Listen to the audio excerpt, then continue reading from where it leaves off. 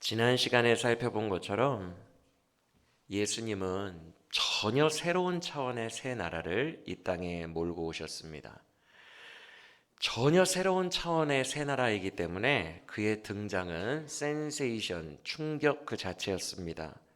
왜냐하면 등장하시자마자부터 모든 구약의 한계들을 계속해서 초월하셨기 때문입니다. 구약 시대에 손도 못 쓰고 있던 귀신들을 축출해 내시기도 하고 나병 환자나 중풍병자 같이 불치병자들을 고치시며 성경 해석도 구약 자체에 머물지 않고 전혀 새로운 신약적 차원에서 해석하여 설교하셨습니다. 이렇게 구약을 다 뛰어넘으신 거죠. 그러면서 예수님은 진정으로 원하셨어요. 내가 몰고 온 이 새 나라에 너희가 들어가길 원하노라 라는 것을 원하셨어요. 그래서 그가 처음 세상에 등장하신 1장에서의 장면을 보면 그는 이렇게 외치셨던 거예요. 때가 차고 하나님의 나라가 가까이 왔으니 회개하고 복음을 믿으라. 이렇게 말씀하신 거예요. 회개하고 복음을 믿으면 가까이 다가온 주의 나라에 들어갈 수 있다는 거예요. 그 새 나라에 들어갈 수 있다는 거예요. 주님은 우리가 들어가기를 원하십니다. 그런데 문제는 이 새로운 나라가 전혀 새로운 법칙과 구조와 시스템을 가지고 있다는 거예요. 옛 나라, 새 나라잖아요. 옛 나라의 시스템과 사고방식으로는 도저히 이해할 수도 없고 들어갈 수도 없는 나라가 새 나라라는 거예요. 그래서 우리가 새 나라의 시스템에 맞춰야 해요. 그래야 그 새 나라에 들어갈 수 있어요. 새 나라가 우리에게 맞춰주는 것이 아니라 우리가 새 나라의 구조에 맞춰드려야 하는 것이죠. 오늘 우리가 긴 본문 22구절 정도를 읽었는데 우리가 살펴볼 이 본문에는 그 새 나라가 가지고 있는 시스템에 대해 전혀 이해하지도 못하고 받아들이지도 못하는 옛 나라의 마음을 가진 자들의 모습과 새 나라에 자기가 맞춰서 기꺼이 새 나라에 들어가는 자들의 모습이 둘로 확연히 나뉘고 있습니다. 새 나라에 기꺼이 들어가는 자들은 예수님과 막 함께 먹고 마시면서 기뻐하고 즐거워합니다. 마치 그곳의 분위기는 혼인집 잔치와 같다고 예수님이 말씀하셨습니다. 반면에 새 나라에 못 들어가는 사람들은 자꾸만 이해가 안 된다며 어떻게 혹은 어찌하여 이런 말을 하시는가, 어찌하여 이들과 먹고 마시는가 라며 자꾸만 이해 안 된다며 따지고 듭니다. 왜 그러는지 모르겠다며 비판적 시각으로 바라봅니다. 오늘 본문은 그 두 부류에 대한, 특히 도저히 이해하지 못하고 못 들어오고 있는 그들에 대한 예수님의 답변과도 같은 내용입니다. 그래서 우리가 방금 읽은 22절을 보시면 예수님은 새 포도주와 새 부대 비유를 말씀하신 것입니다. 22절 오늘 본문의 마지막 문장이 뭐예요? 새 포도주는 새 부대에 넣는 것이다. 이 메시지가 오늘 본문의 핵심 메시지예요. 그런데 그 문장 앞을 보시면 오직이라는 단어가 보이실 것입니다. 오직이라는 단어는 배타성을 가지고 있습니다. 오직 이거 외에는 안 된다라는 배타적인 입장을 얘기할 때 오직이라는 단어가 쓰이는데 이 문장 앞에 있습니다. 즉 이 원리만 된다는 거예요. 이 원리만 적용되고 이 외에는 어떤 방법으로도 새 나라에 들어올 수가 없다는 거예요. 오직 이 방법. 만약에 그래서 내가 새 부대가 되지 않고 옛 시대의 사고방식을 그대로 가지고 있으면 어떻게 된대요? 21절과 22절의 비유를 한번 봅시다. 21절은 낡은 옷 비유입니다. 낡은 옷이 찢어졌어요. 그래서 거기에 헝겊 하나를 대가지고 다시 꿰매려고 합니다. 그 비유인데 낡은 옷을 수선할 때 생배 조각, 그러니까 조각이 새 거예요. 이 헝겊이 천이 새 거예요. 새 거를 덧대어서 꼬매면 어떻게 된대요? 새 거가 낡은 헝겊들을 자꾸만 당기게 되어서 결국 옷이 더 찢어지고 더 상하게 된다는 비유를 예수님이 하신 거예요. 맞습니까? 그리고 22절도 은유의 재료만 다를 뿐 똑같은 얘기예요. 22절에서는 어떤 비유를 하십니까? 새 포도주. 여러분, 새 포도주는 지금 산이 엄청 강한 상태죠. 그래서 그 산으로 막 사가지려고 시작하는 게 새 포도주 아닙니까? 이제 삭으려고. 그런데 그렇게 사가야 되는 새 포도주를 옛날 가죽 부대에 담아버리면 어떤 일이 일어난대요? 그 가죽 부대가 삭으니까 당연히 터져버리게 되죠. 그렇죠? 그래서 주님이 22절에 뭐라고 하십니까? 둘 다 버리게 되느니라 라고 이야기를 하십니다. 이 두 비유 모두 사실은 같은 뜻인 거 이해하시고 계시죠? 같은 얘기예요. 핵심이 뭐예요? 새 거를 헌 것에 맞출 수가 없다. 새 걸로 헌 것에 담으려고 하면 헌 것이 더 크게 상하게 된다. 이것을 반대로 이해해 봅시다. 헌 것인 상태에서 새 거를 자꾸 받아내려고 하면 내가 터져버린다는 거예요. 그래서 예수님을 도저히 못 받아들이는 그 유대인들과 바리새인들에게 뭐라고 하시죠? 너는 걸릴 만한 것에 너희는 넘어졌도다. 내가 사실은 성전의 모퉁이 돌인데 너희에게는 시험당하는 걸림돌이 되었구나 라고 말씀하시는 거예요. 즉 옛 것을 가지고 새 거를 받아들이려 하니까 내가 막 찢어지고 터지는 것입니다. 여러분, 새 나라는요, 예수님이 몰고 오신 새 나라는 옛사람이 받아들일 수가 없어요. 받아들이려고 하면 시험이 들어요. 왜 그래요? 새 나라의 전체 시스템 자체가 옛 나라의 사고방식과는 반대로 움직이기 때문에 시험에 드는 거예요. 새 나라의 시스템은 복음이라는 시스템이에요. 우리가 이 구조에 나를 맞춰서 새 사람이 되어야 돼요. 그래야 새 나라에 들어갈 수 있어요. 우리 모두가 새 나라에 들어가는 맞춰드리는 새 사람 되기를 원합니다. 그렇다면 어떤 사람들이 새 나라에 들어가는 사람들일까? 놀랍게도 14절 이하를 봅시다. 예수님이 지나가시다가 레위라는 사람을 제자로 삼으셨대요. 이 레위가 누군지 아세요? 마태복음의 저자인 마태입니다. 마태는 헬라식 로마식 이름이고 레위는 히브리식 이름이에요. 그래서 레위 마태라고 부르죠. 이 마태를 부르신 거예요. 그런데 이 마태가 직업이 뭔지 아시죠? 세리입니다. 당시의 세리들을 유대인들이 정말 극혐했죠.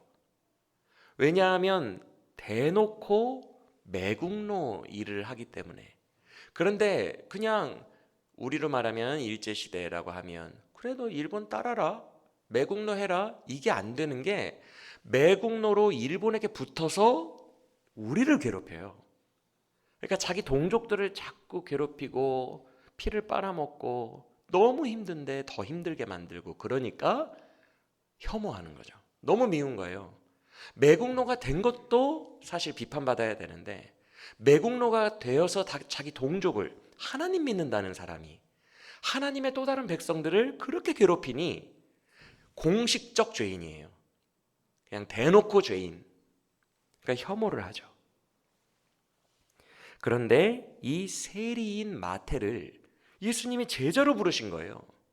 놀라운 것은, 충격적인 것은 있는 모습 그대로 부르십니다.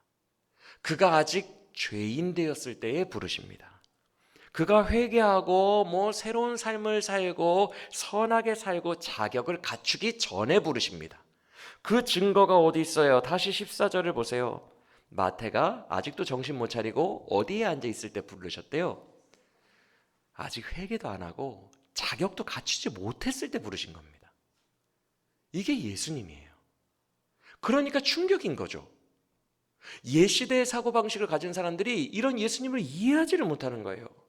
아니, 저 사람이 좀 회개하면 부르시지, 아직까지 죄된 모습으로 세관에 그냥 앉아 있는데 그 모습을 그냥 부르시는 거예요. 제자로. 자격 없는 죄인에게 찾아오사 자격 없는 나를 부르시는 분이 예수님이심을 믿으시길 바랍니다. 그럼 여러분들이 한번 그 시대로 들어가셔서 이런 예수님의 돌출 행동들이 얼마나 바리새인들과 유대인들에게 충격이 되었는지를 상상만 해보세요. 매국노인데, 공식 죄인인데 막 그렇게 하시는 거예요. 그런데 더 놀라운 것은 예수님이 이런 행동을 하신 것이 그때가 처음이 아니었다는 거예요. 다음 절인 15절을 보시면 예수님이 바로 마태의 집에 들어가셔서 같이 식사를 하십니다. 그런데 그 자리에 어떤 사람들이 많이 모였대요. 세리와 죄인들이 막 바글바글 하대요. 그런데 개역 성경을 보면 번역이 조금 반대로 되어 있는데 15절 마지막 문장을 보시면 이렇게 돼 있죠. 그런 세리와 죄인 같은 그런 사람들이 많이 있어서 예수를 따랐다, 이렇게 돼 있잖아요, 개역 성경은. 그런데 원래 이게 아닙니다.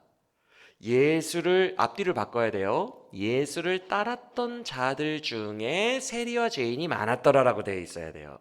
그래서 최근 번역본인 공동번역과 표준세 번역은 이렇게 반대로 번역을 잘 해놨어요.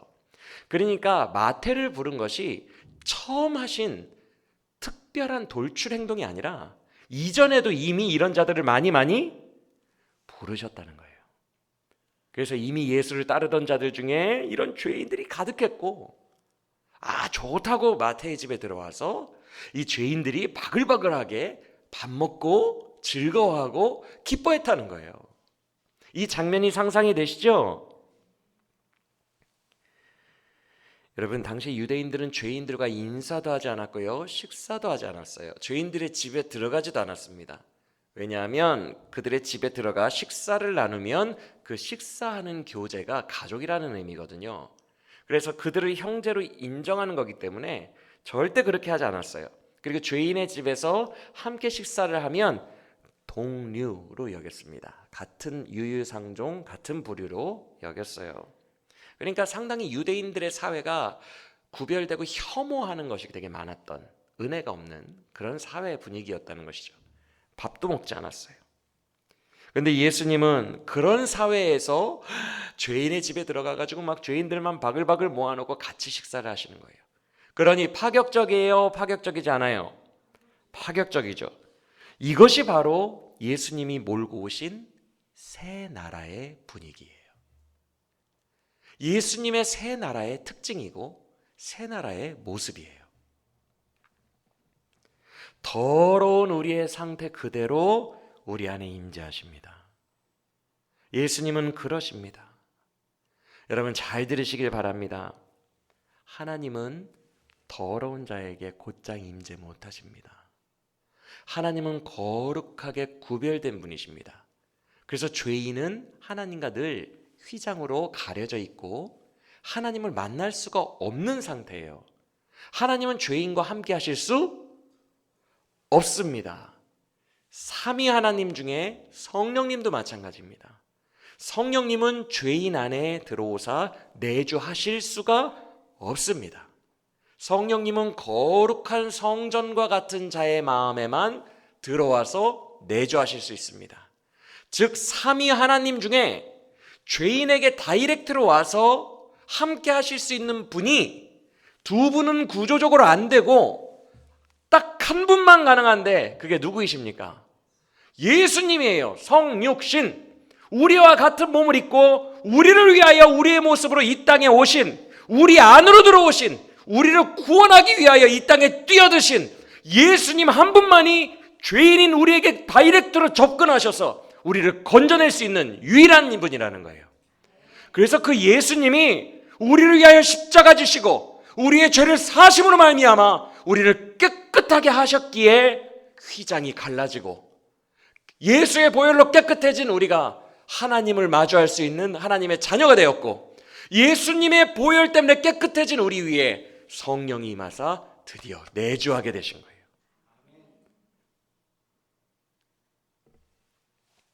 그래서 예수님이 새 나라를 몰고 오신 거예요. 우리의 구원의 주인공은 예수님이에요. 우리가 찬양할 유일한 이름은 예수님이에요. 우리의 능력의 이름은 예수님이고, 우리가 평생토록 사랑할 유일한 존재는 예수님밖에 없어요.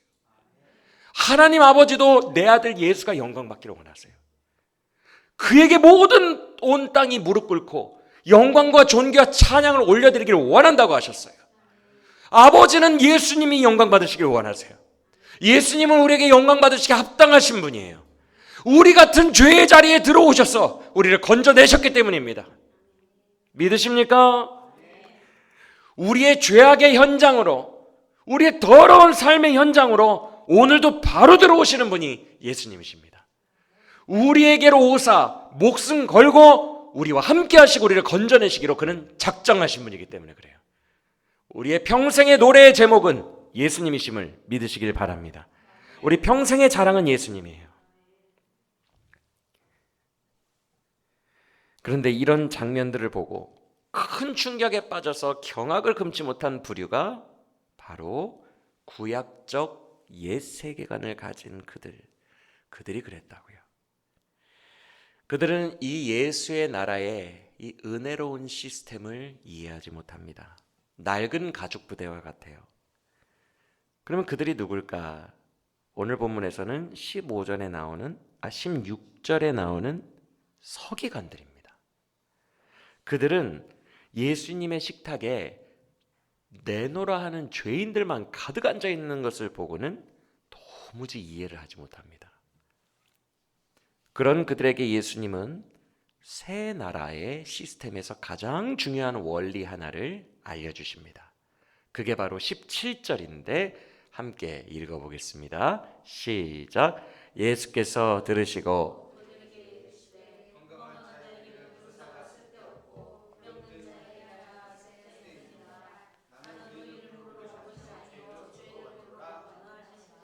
아멘. 너무 유명한 말씀이라서 이 문장이 담고 있는 의미 이미 다 설명 안 해도 아시죠? 너무 유명한 문장이니까. 그렇다면 이 문장 자체는 우리가 다 이해하고 있는데 무슨 말인지, 오늘 묵상하는 이 전체 맥락 속에서 예수님이 이 문장을 왜 말씀하신 것 같아요?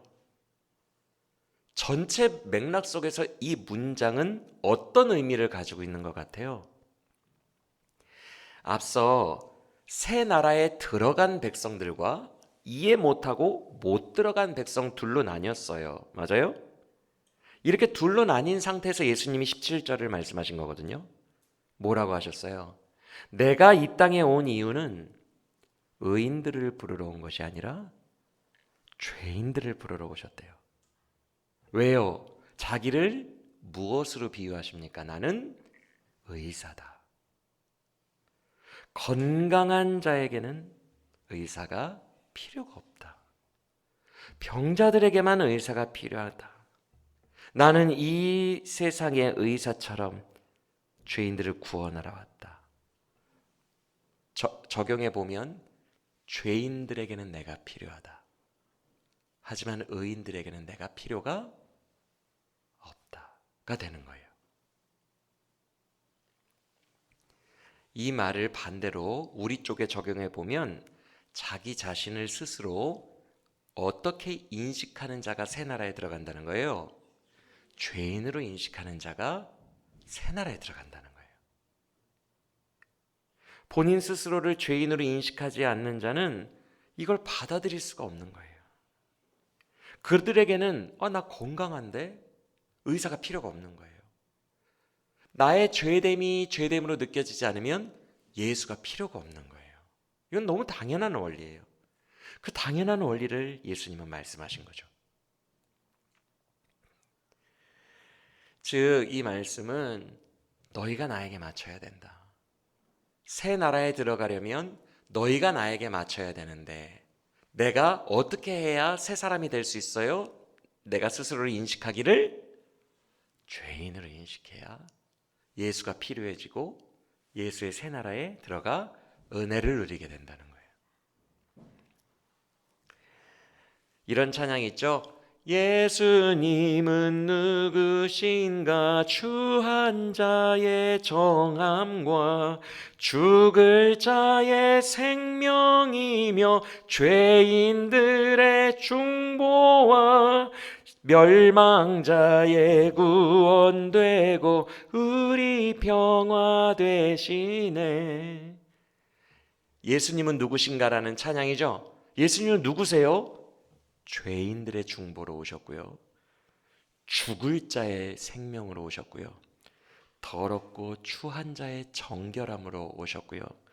멸망받을 자의 구원으로 오셨어요. 이런 사람들에게는 예수의 은혜가 느껴져요.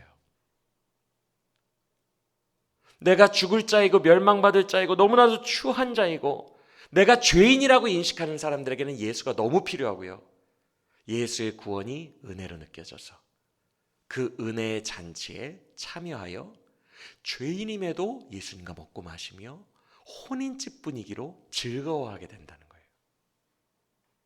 그게 성도의 모습이에요.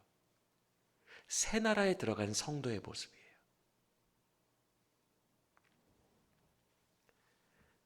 반면에 내가 죄됨이 인식되지 않으면 은혜가 없어요. 느껴질 수가 없는 구조입니다. 이해가 되십니까? 건강한 자에게는 의사가 쓸데 없듯이 자기를 의인이라고 생각하는 사람에게는 은혜가 느껴질 수가 없는 거예요. 그래서 앞서 예수님은 세상에 자기를 드러내셨을 때 하나의 공식처럼 말씀하신 거예요. 하나님의 나라가 가까이 왔으니 땡땡하고 복음만 믿으면 들어갈 수 있다. 하나님의 나라가 너희에게 왔으니 들어가려면 복음을 믿어야 되는데 복음을 믿으려면 예수가 하려면 정말 그 의사가 필요하려면 앞에 땡땡을 해야 된대요. 그 땡땡이 뭐예요? 회개하고. 이 회개라는 말은 자기의 죄를 인정하고 인지하고 오는 거예요.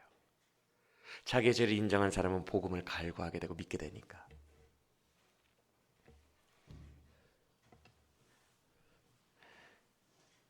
여러분, 나야말로 저와 여러분이야말로 멸망받아 합당한 죄인이요 세리와 같이 공식적으로 파렴치한 죄를 짓는 죄인이요 도저히 용서가 안 되는 반복하는 구제불능 죄인임이 믿어지고 인정이 되는 역사가 있기를 원합니다.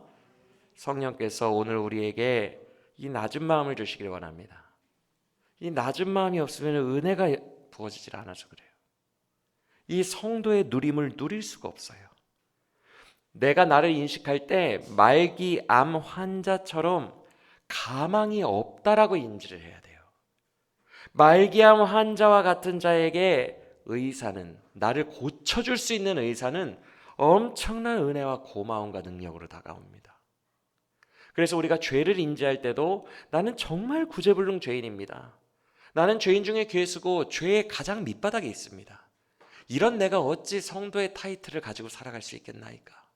라고 할 정도로 죄를 인지할 때에 예수의 구원에 대한 감격이 내 안에 넘치는 줄 믿으시길 바랍니다. 그때 우리는 새 나라에 들어갈 수 있는 거예요. 그리고 그 은혜의 시스템 속에서 즐거이 살 수 있는 거예요. 누리며 살아갈 수 있는 거예요. 오늘날 우리는 왜 이렇게 은혜를 못 받습니까?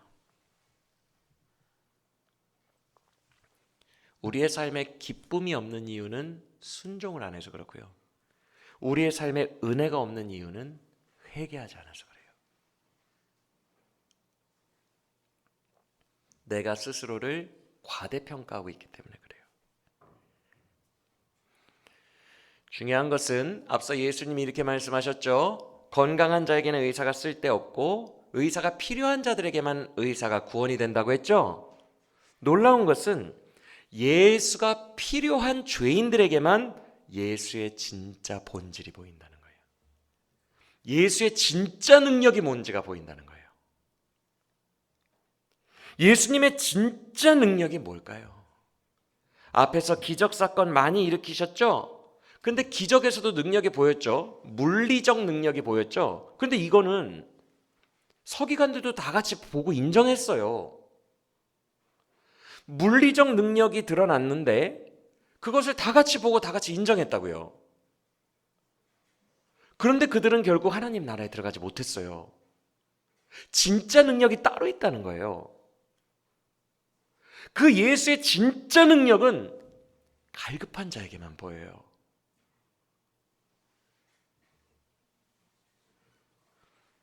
물리적 능력이 중요한 게 절대 아니에요. 왜냐하면 이것을 똑같이 봤잖아요, 지금.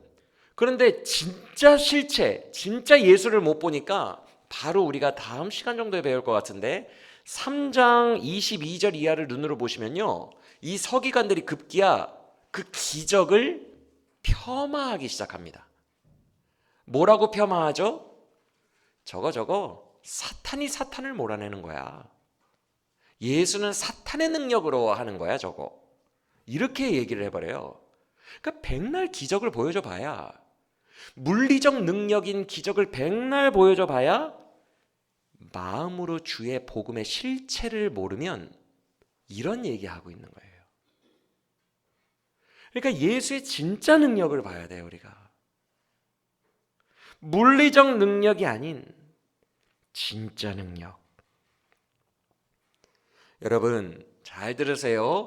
예수님의 진짜 능력은요, 그 새 나라에 들어간 병자들, 죄인들만 볼 수 있는 예수의 진짜 능력은 기적이 아니라 나의 의사로 오셔서 이런 나의 죄를 씻어주신 주 예수 그리스도의 죄 사함의 능력이 진짜 능력이에요. 앞으로 가서 2장 1절 이하를 한번 볼까요? 진짜 능력. 2장 1절 이하는 여러분들이 잘 아시는 중풍병자 이야기가 이제 전개가 됩니다. 어떤 내용이에요? 몸이 아파서 움직이지 못하는 그 중풍병자를 침상채로 지붕 뚫고 네 친구가 내려주는 유명한 장면이죠, 그렇죠? 여러분들 아마 한 번쯤 들어보신 그런 장면일 것입니다. 그런데 예수님이 이 중풍병자를 바로 치료하시지 않아요. 물리적 능력을 지금 보여주시지 않는다고요, 먼저. 왜? 그게 예수님의 진짜가 아니니까. 바로 치료하시지 않고 예수님의 오신 목적을 알게 하기를 원하세요. 회개하고 복음을 믿으라. 그걸 좀 사람들이 알았으면 좋겠어서 5절을 보시면 복음을 먼저 선포하십니다. 한번 5절 읽어볼까요? 시작.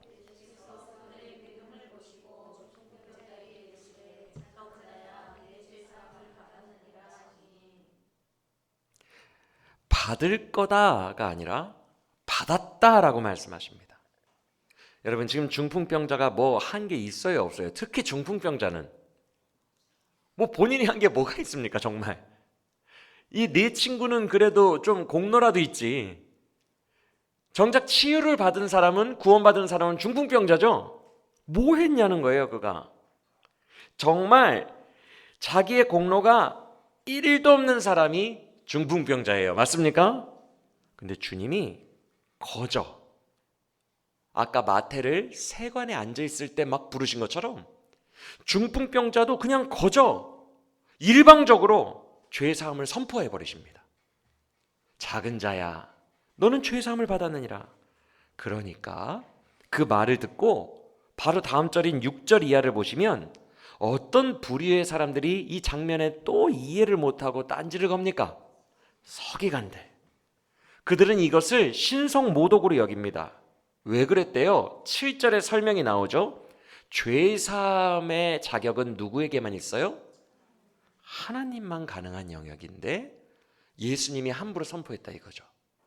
자기가 뭔데 죄를 사했다 그래? 이렇게 얘기한 거예요. 그래서 주님이 9절에서 그렇기 때문에 그들에게 이렇게 말씀하신 거예요. 9절 읽어봅시다. 시작. 중풍병자에게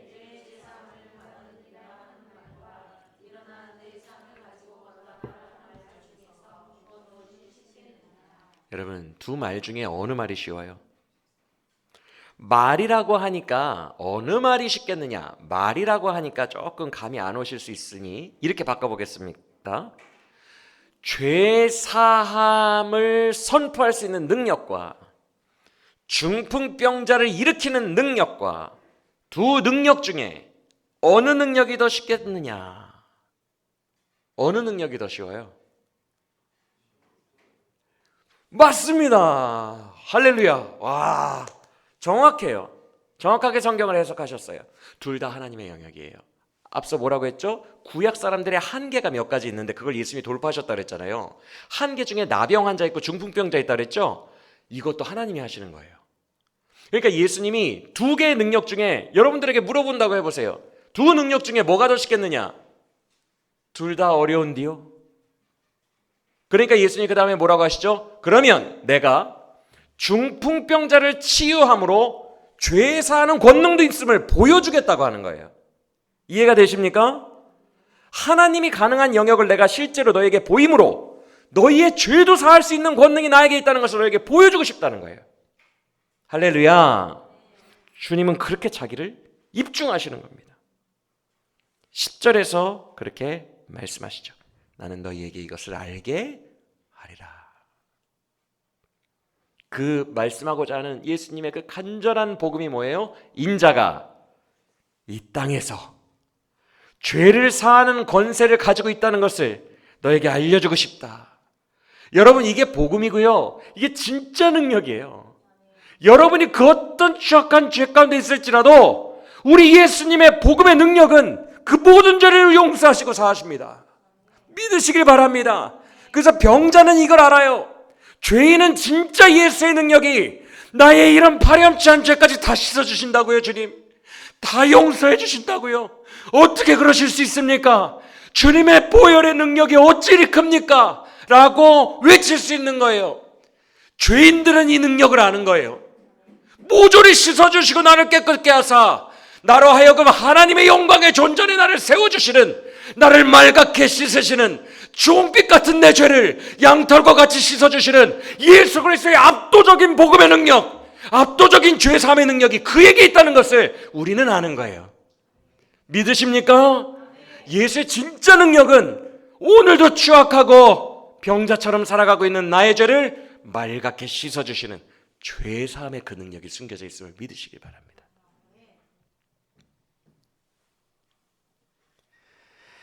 그래서 제가 3년 전에 수영록교회 갔을 때 기도 중에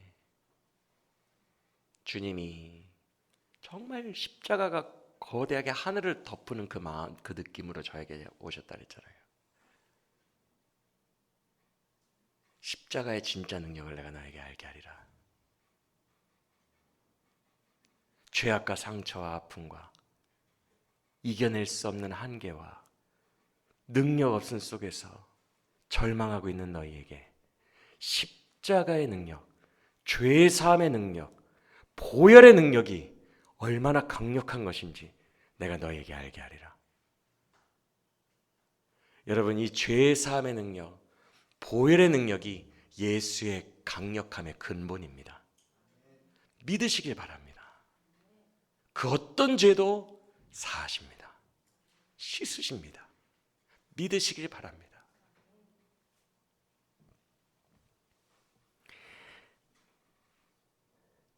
그래서 예수님은 십자가에서 그의 가장 강력한 능력인 보혈을 만민에게 보이셨습니다. 공개적으로 보이셨습니다. 그런데 안타깝게도 공개적으로 보여주신 이 엄청난 능력을 볼 수 있는 자들과 볼 수 없는 자들이 갈라지는데, 내가 죄인임이 인정되는, 차라리 탕자처럼 대놓고 죄 지은 사람들은 이게 보여요. 그런데 바리새인들처럼 열심히 선하게 살려고 노력한 사람들이 도리어 이게 잘 안 보여요. 죄인들에게 의사의 고마움이 보이는 것처럼. 여러분, 우리가 이 압도적인 예수 그리스도의 죄 사함의 능력을 다 체험하게 되기를 예수님의 이름으로 축원합니다.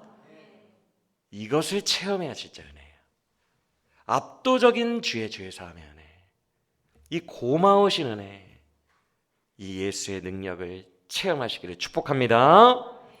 말로 할 수 없는 엄청난 능력이에요. 서기관들이 이해도 할 수 없고 받아들일 수도 없는 수준의 능력이에요. 그래서 서기관들은 계속 아까도 말씀드렸지만 어찌하여라는 얘기를 하는 거예요.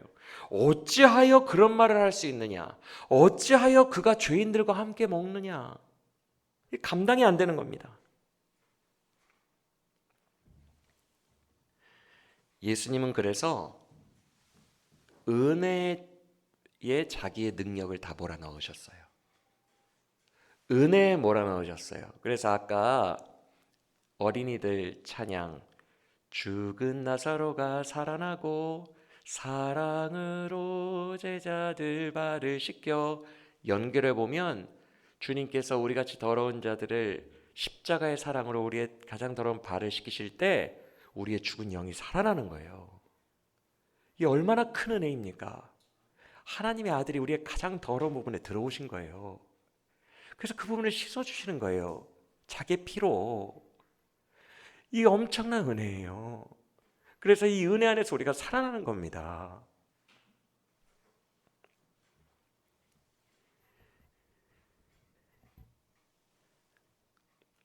그래서 주님은 은혜의 복음에 본인의 모든 생명과 능력을 몰아넣으신 거예요. 그의 진짜 능력은 십자가에서 볼 수 있는 거예요. 할렐루야. 그래서 새 나라, 예수님이 몰고 오신 새 나라의 특징이 있는데 은혜의 능력으로 가득합니다. 이 은혜 안에서 뛰놀며 은혜의 능력으로 가득해요. 성도들에게 이 은혜를 누리게 합니다.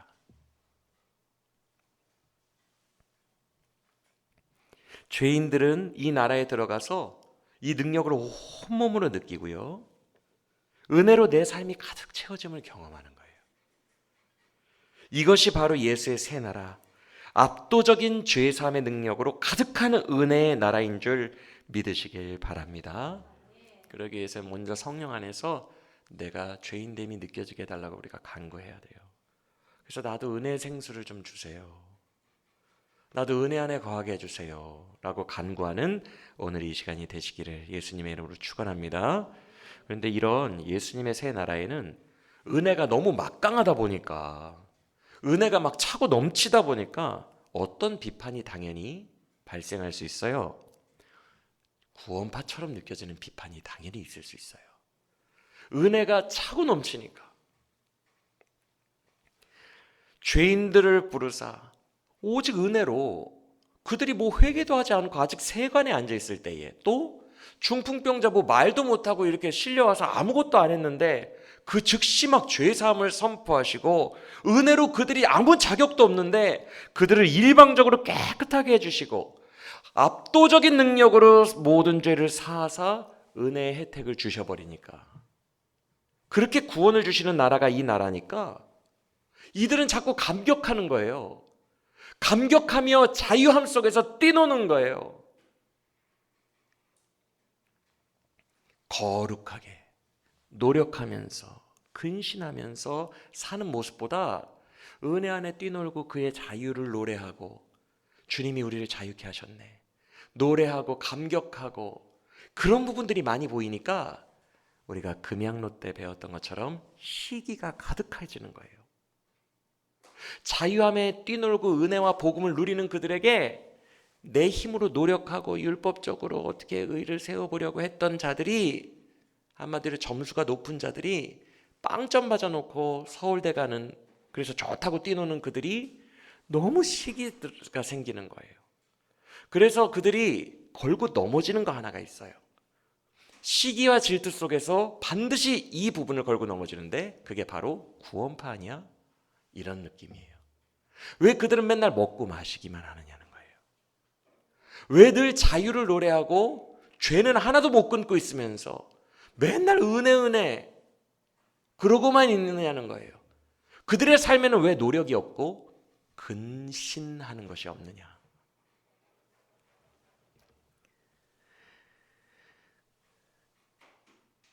그들이 가장 많이 하는 비판이 삶의 변화예요. 삶이 도무지 안 변하지 않느냐. 노력도 안 하지 않느냐.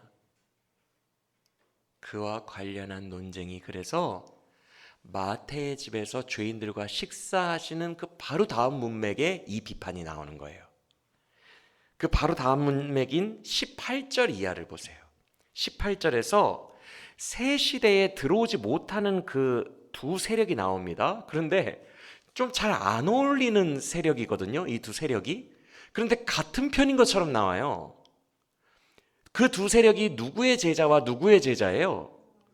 세례 요한의 제자와 바리새인의 제자가 나와요. 그런데 이때는 같은 편인 것처럼 나와요. 맞습니까? 그들이 뭘 하고 있대요? 그 두 부류의 제자들이 지금 금식하고 있대요. 이거는 절제를 말합니다. 인간의 노력으로 인한 욕망의 절제를 표현하는 거예요. 지금 그들은 욕망을 계속 제어하고 있는 거예요. 노력을 통해서. 즉 나의 노력으로 거룩을 이루려 하고 경건을 지금 훈련하고 제어하려고 하거든요. 죄를. 맞습니까?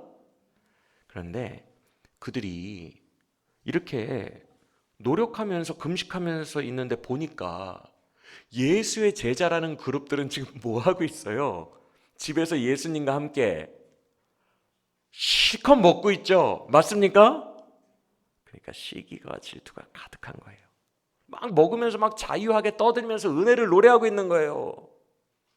아, 저거 구원판이야 진짜. 너무 싫은 거예요. 왜 나는 노력하고 있는데 저들은 딴 얘기하고 있으니까. 책 잡기 딱 좋은 부분이죠. 복음을 책 잡기에 가장 좋은 부분이에요.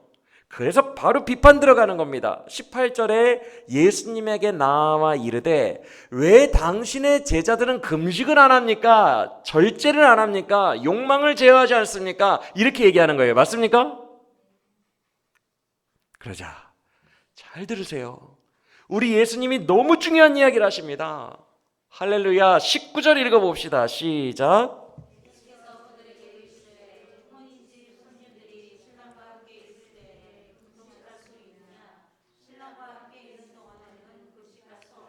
할렐루야. 우리 예수님 진짜 지혜로운 것 같아요. 우리 예수님이 비유로 설명하신 이런 지혜들은 정말 땅의 것이 아닌 것 같아요. 예수님의 그 하나님의 아들적인 부분들이 그 위대함이 느껴집니다. 예수님이 지금 이런 비유를 말씀하셨는데 이 말씀이 어떤 말씀인 것 같아요? 지금 이 시대에 마태의 집에 모인 제자들로 생각하지 마시고 이 말씀은 오늘날 우리에게 하시는 말씀이에요. 맞습니까? 오늘날 우리에게 바로 다이렉트로 대입해 볼까요? 우리는 예수님과 함께 있는 혼인집 같은 느낌이 언제지? 항상입니다. 예수님은 임마누엘로 오셨으니까. 예수님은 우리와 현재 주님은 부활하셔서 여러분 안에 살아계십니다. 항상 함께 하심을 믿으십니까?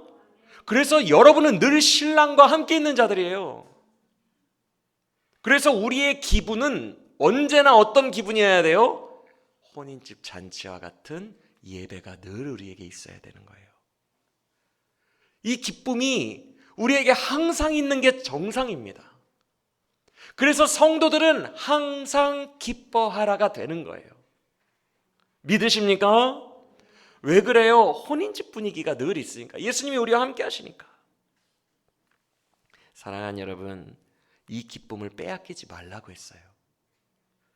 혼인집 신랑과 지금 함께하고 있는 이 은혜의 감격과 자유함의 기쁨을 한순간도 빼앗기지 않는 성도들이 되시기를 예수님의 이름으로 축원합니다. 그래서 우리가 예배할 때는 복음을 찬양하고 노래할 때 기쁨과 환희와 감격이 넘쳐야 돼요. 그래서 그 영광을 나를 구원하신 복음으로 높일 줄 아는 우리의 기쁨의 예배가 날마다 드려지게 되기를 예수님의 이름으로 축원합니다. 예수님이 이렇게 지혜롭게 말씀하셨어요. 신랑과 함께 있는 동안에 금식하는 사람이 누가 있냐? 혼인집 신랑과 지금 잔치를 하고 있는데 거기에서 분위기 깨게 금식하는 사람이 누가 있냐?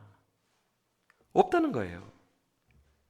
새 나라에 사는 성도들은 늘 기뻐하고 즐거워하는 것이 당연하다. 내가 그들을 감격 속에서 거저 구원하였으니 당연하다. 그러면 일단 19절까지는 그들의 질문에 대답 안 하셨죠? 당신 제자들은 구원파처럼 왜 노력 안 하나요? 이게 질문이었잖아요. 그 답이 20절에서 이어지는 거예요. 오늘 설교 말씀의 제목이기도 한데 함께 읽어봅시다. 시작.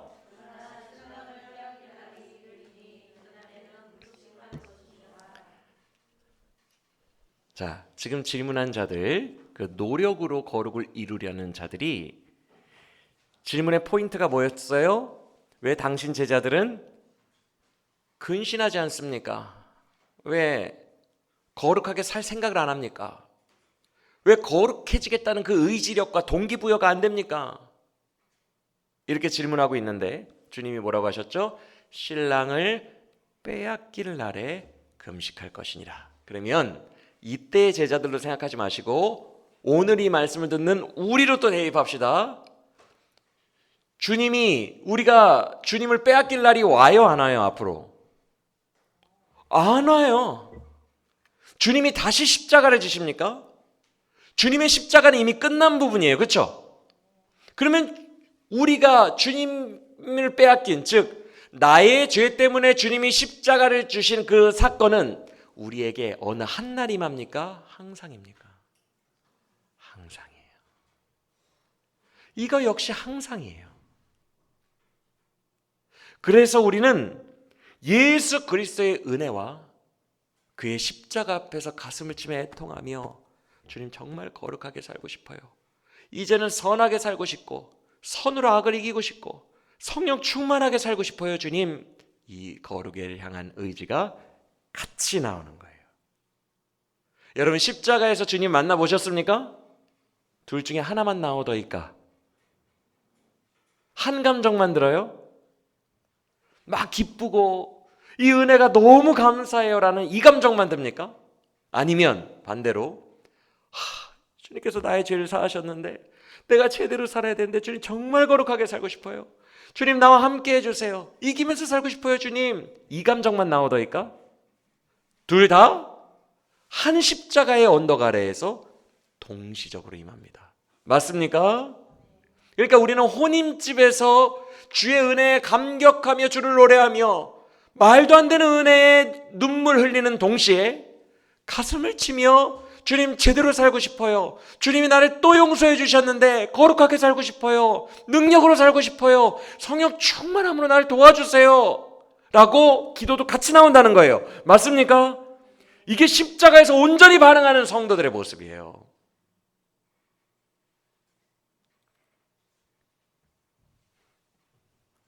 우리는 항상 이 십자가의 은혜와 거룩을 향한 열망이 우리에게 존재한다는 거예요.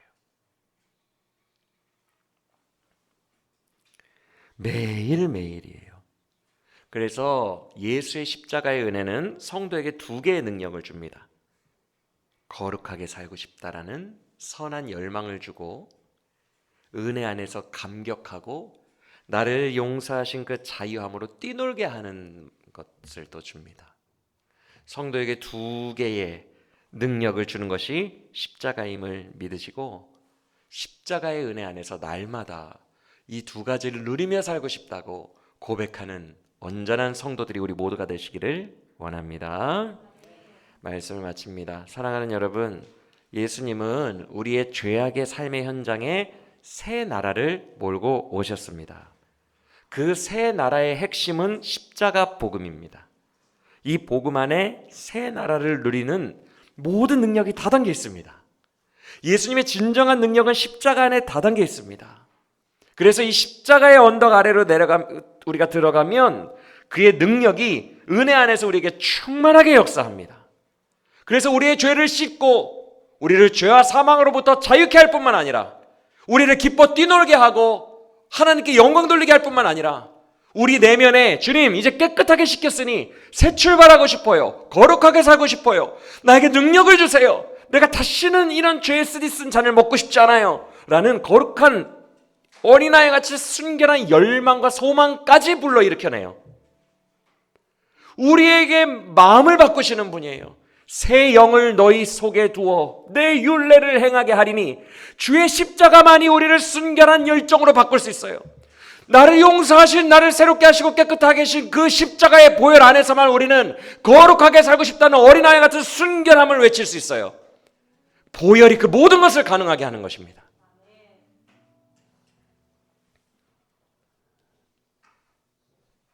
이런 엄청난 새 나라로 들어가는 우리 모두가 되기를 원합니다.